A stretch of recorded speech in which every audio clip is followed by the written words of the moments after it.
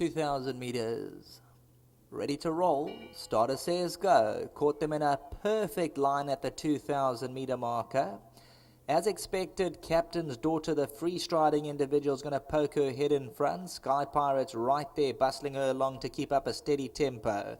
Royal Denise, the orange caps, also in contentions there, sharing that second position. Alaskan Maiden looking to slot in fourth. Could get onto the rail because there's a 2-length gap back to Adobe Pink, and then Forgive No Forget. Educated further back in the running, Star Jet, and they're racing about 6 or 7 lengths off the tempo. Tresco's dropped back to second to last, and Hijacked is the trailer and spots them 10 lengths start. Into the turn they go with just on 1,200 metres left to go, and Captain's Daughter in front by a length and a tail. Royal Denise now gets up to show up in second. Sky Pirate, the White Silks to the inside, only a head away in third. Alaskan Maiden at fourth position, followed through by Adobe Pink at the rail. Forgive No Forget keeps her company, there's only an eyeball in it. Then further back we got Educated, Star Jet towards the inside. They're racing 7.5, 8 lengths off the leader. 2 lengths away, Tresco and Hijacked. 700 metres to go, and Captain's Daughter now steps on the gas. She hastens up by 2. Royal Denise is right there at the orange cap, and Sky Pirate towards the inside. Alaskan Maiden travels in that fourth position, the green cap. Adobe Pink cornered in fifth. Forgive No Forget to the outside, Star Jet. Captain's Daughter at the top of the lane. Towards the outside, Forgive No Forget. Royal Denise, Educated. Adobe Pink's now going to go for a split between runners. Just got 2 lengths to make up. Star Jet's running on from behind.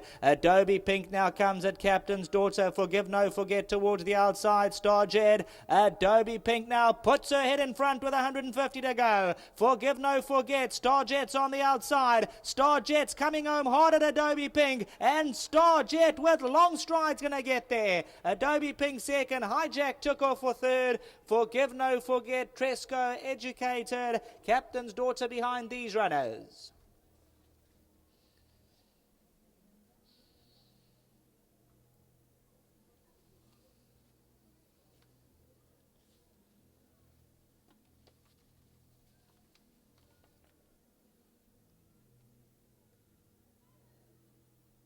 So Adobe Pink hits the front, but Star Jet's all over her, and obviously had an interrupted preparation. She was carded to run on 2 occasions. She was scratched. She had the comeback a week ago on the 11th of May when third to Red Flame, and today she comes through and she wins a little bit cozily at the run to the line. She wins at half a length decision, but she made her presence down the middle of the course. Richard Ferree for Justin Snaith, and obviously a bit more to come from this Jetmaster filly. Adobe Pink second. Hijack does good progress late on, gets up third. Forgive No Forget just ahead of Educated, Tresco, and behind these Captain's Daughter.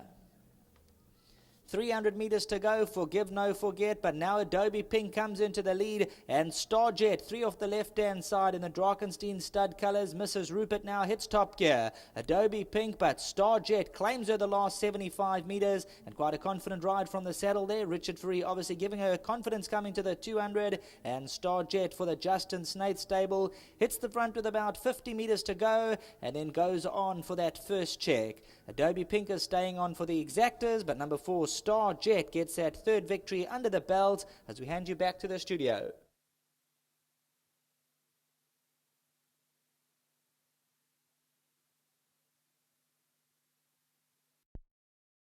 There's Mr. Snaith. Justin, you must be over the moon. It only ran a week ago. I think a couple of people thought maybe that would need the second run again, but it's come through to prove that that wasn't the case. If you're calling me Mr. Snaith, I must be getting older. No, Justin, you're actually looking really young. So, Justin, there we go, a great winner. It was very, very much so. Like you say, I was expecting her to need another run, but I think she's just one of those fillies where, you know, the normal rules don't apply to her. She's a filly that's not easy at home, and everything goes wrong with her. When I brought her up for the season, she was in the paddock, she kicked the fence, and it was just the tiniest little cut, but, you know, here it blows up, and, you know, just put her right back and had to scratch her twice, and I thought, well, here goes the season with this filly. She's come all the way up, and, you know, we planned our season according to horses and where, you know, so we had a game plan for all the races, you know, from sprints to staying races, fillies, colts, and she's the only staying filly I have, so I had to rely on her to do well, and I'm quite surprised, and I'm just, you know, happily surprised that she's pulled it off. And, well done to Drakenstein. Kevin had the same game plan as I did for her, and just very happy for Gaynor, who's in the UK. Her stud farm's ticking over very well. She's starting to produce some top horses, and, it can only get better. And then, like it's hard to have confidence. I mean, when things are really not going your way, like you said, the preparation for Starjet wasn't working out. What are your plans going forward now for Starjet? There's very nice staying races here, and I think they've made the Oaks an open race, which I totally disagree with. I've come up with a long tradition of English racing through my father, and Oaks is an Oaks for 3-year-olds, and a Derby is a Derby for 3-year-olds. You don't change that.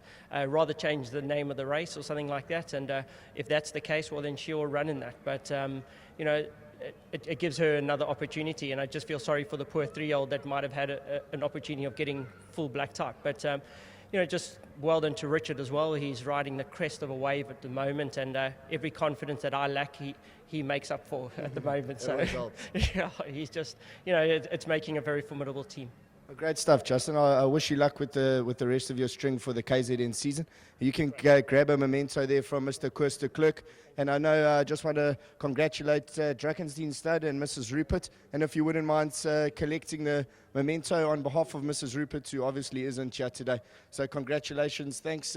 We just want to give some the prize money over to the groom. If you wouldn't mind handing that over to the groom, the prize money.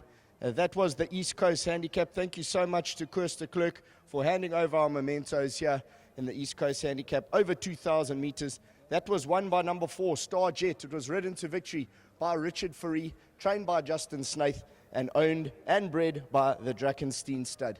Thank you so much for watching racing here at Clairwood. That was the East Coast Handicap. We'll see you back for race number 8.